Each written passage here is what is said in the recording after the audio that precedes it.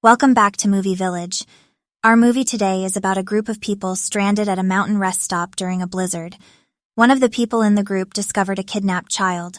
The movie follows the group as they try to escape, but the kidnapper is amongst them, creating a dangerous and unpredictable situation as one of them try to figure out the identity of the kidnapper. Our story starts off in a treatment center. We see Darby. She is a recovering drug addict. She's in a support group class speaking about her battle with drugs. She is 11 days sober. She doesn't want to be there, but it's either that or jail this time. It doesn't say why exactly she's there, but she obviously committed some sort of crime while under the influence. During her class, she gets an urgent phone call. It's a guy called Joe. He tells her that her mom is in the hospital. She had a brain aneurysm, and it's a pretty life-threatening situation. He says she needs to call her sister immediately because it's very serious. She tries to call her sister, but the nurse won't let her. Outgoing calls in the recovery center are prohibited. She says it's serious. But just a few days before, she said a similar thing. She lied about her mom being in a serious car accident just to get to talk to her. So right now, she's like the boy who cried wolf. He doesn't believe that her mom is in the hospital this time and tells her she can't make a call. She begs him, saying that she was detoxing last week when she said that. She couldn't even remember saying that. She is upset and storms off to her room. Later, we see her talking to another patient. She knows she has a phone and asks to use it, or else she'll tell their doctor she has one. She calls her sister, asking her to bail her out of rehab or else she can't leave. Her sister is sick of always bailing her out, so she hangs up on her. She breaks out of the rehab center during the night, breaks into one of the staff members' car and speeds off. It's snowing. She's finding it very hard to see as the blizzard gets worse and worse as the night goes on. She's also getting tired, so she pulls over, hoping the storm will eventually lighten off. She finds some drugs that one of the staff members had in the car. She's contemplating taking it but decides not to. She falls asleep but is woken up by police asking her if she needs help. He tells her the storm is just getting started and the road up ahead is closed. So she has to either go back the way she came or go to the visitors center just up the road, where some other travelers are waiting for the storm to pass too. She goes to the visitor center. Inside, there are 4 people. She goes to the bathroom. It's under construction, a wall is missing, but it's been replaced with a makeshift temporary wall. It's just a piece of sheet wood held in place with some nails. Her sister is ignoring her calls, so she contemplates taking the Coke again but decides to save it for later. She walks back out to the main room and makes a coffee. Here we meet Ed. He says the storm is getting worse and they've lost cell signal and Wi-Fi service, but he managed to get 1 bar of signal out near a tree in the parking lot. So Darby goes out near the tree to try call her sister.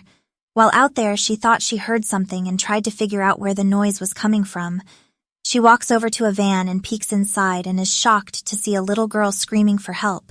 She has duct tape over her mouth.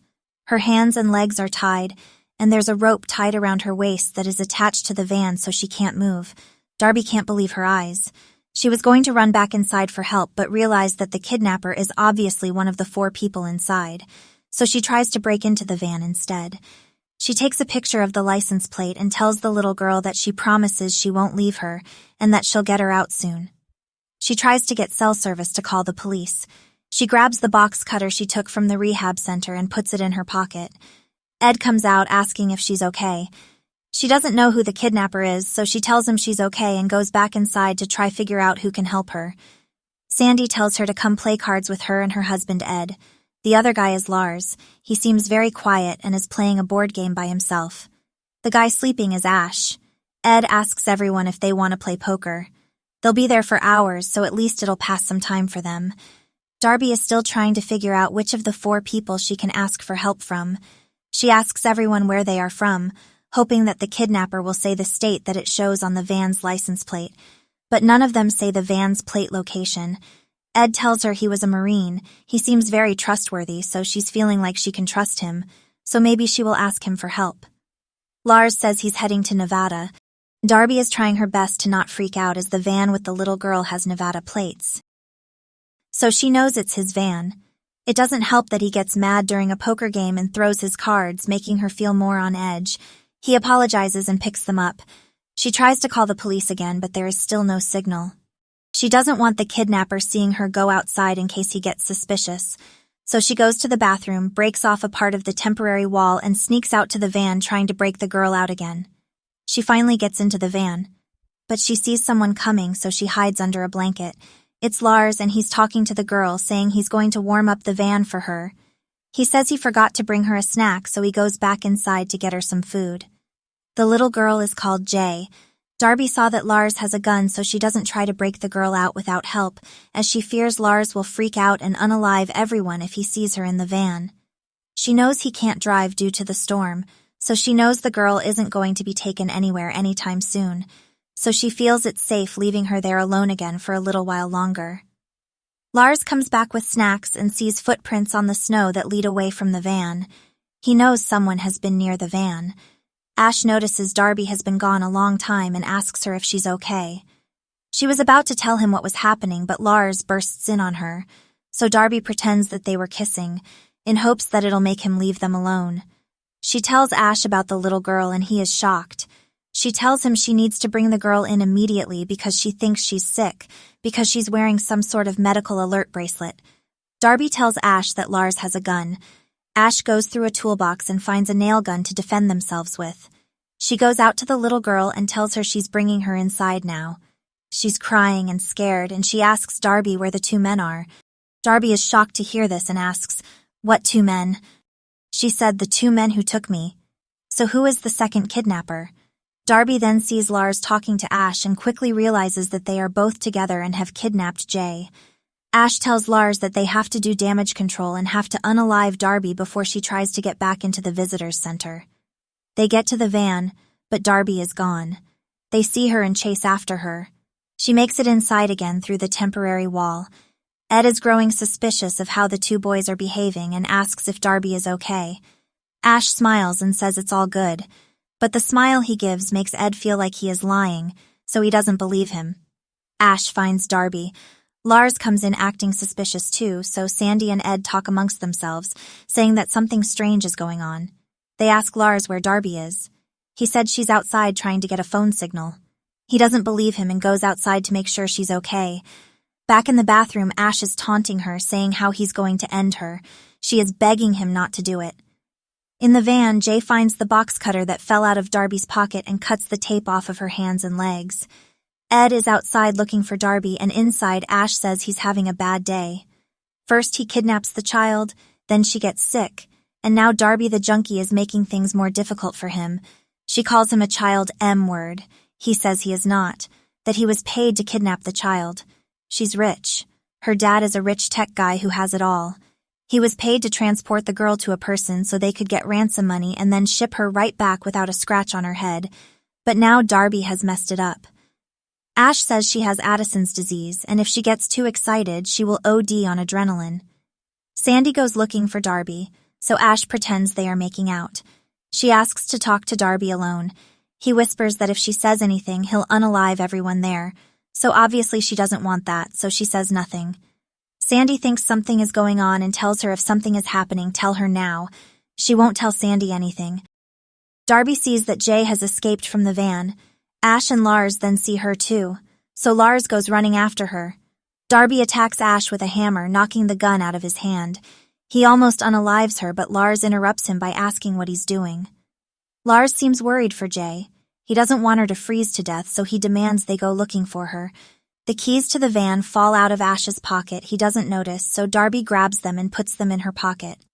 The three of them go looking for Jay. Darby overhears them talking about how Uncle Kenny will be mad if something happens to the girl and that they better not let a repeat of what happened last time they kidnapped someone. Darby asks who Uncle Kenny is. They tell her it's their foster dad. These guys really do overshare a lot. Darby sees Jay's footprints in the snow, so she tries to walk over them so the guys won't know which direction she's run off in. She asks what exactly they are doing. Lars says they work for Uncle Kenny, who kidnaps children to find them better homes. But that's not what Ash said earlier. Lars is very childlike and believes everything he is told. He genuinely believes he's doing a good thing by kidnapping Jay. He doesn't know she is rich and has loving parents. He thinks she is an unloved, neglected child and is going to a better home. Darby blinds them with her flashlight and then throws herself down a hill. She gets pretty hurt but hides behind a tree because the guys are coming her way. Ash tries to unalive her by shooting her but misses. Ed and Sandy heard the gunshot, so Ed went out to investigate. He finds Jay passed out in the snow, so he takes her inside. He's shocked to see a kid out there by herself because it's only been the 5 of them all night. So where did the child come from? They think the girl will pass away because she's ice cold. They notice her medical alert bracelet. Sandy used to be a nurse, so she says the child is in an adrenal crisis right now. Darby makes it back to the center and fills Sandy and Ed in on what's happening. They are both shocked. But calm, cool, and collected ex-Marine Ed blocks off the door and shouts to the kidnappers that he has a gun, but he doesn't have one. They shout that they want the girl and then they'll leave. Ash says the girl is sick. She needs her medicine right now and we have it out here. They shout to Sandy saying she's the nurse, so she should know the little girl doesn't have long left without her medication. Sandy says if they don't listen, the child will be unalive very soon. Darby says there is absolutely no way Jay is leaving with them, and Ed agrees, so they have to figure out a way to get the medication fast. Darby tells Ed she has the keys to the van and that Ash doesn't even know he dropped them yet, so they can't leave. Ed says they'll give them the girl just as long as they give her the medicine right away. Ed tells Ash he knows he doesn't have the keys to the van. Ash checks and is pissed off that he dropped it. He said if he gives the girls medicine, they'll give him the keys. They think they are going to get the medicine, but they return with a gas can. They panic, thinking they will be burned out of the building. Ed says they can't be that crazy and won't set the building on fire because they can't unalive them until they find the keys. He tells Darby to run with the keys to buy them time. Ash pours gas on the front of the building, but Lars thought they were just doing it to scare them. He doesn't want to set it on fire. Jay wakes up, she looks at Sandy and calls her Mrs. Lowry. Jay is wondering what Sandy is doing there. It then cuts to a flashback of Jay recording a video on her phone, where she introduces her maid Sandy to her online followers. In the flashback, Jay is insisting that Sandy do a dance, but Sandy doesn't want to because she doesn't have time. Jay threatens to tell her mom that she caught her smoking the devil's lettuce a few weeks ago if she doesn't do the dance for her followers. What a little brat. She tells her to dance with the vacuum, then makes fun of her, calling her tragic. Then we see Sandy listening to a screaming Jay being kidnapped as she does nothing about it. She told the police that she didn't hear the intruders because she was wearing her headphones while vacuuming the upstairs bedroom. Then it shows the kidnappers talking to Sandy, saying they couldn't find the medicine in the home, so she has to meet them immediately with it or the child will not make it. So that's how she ended up in the visitor center with Jay and the kidnappers. Ed and Darby stare at Sandy as they now realize she's involved.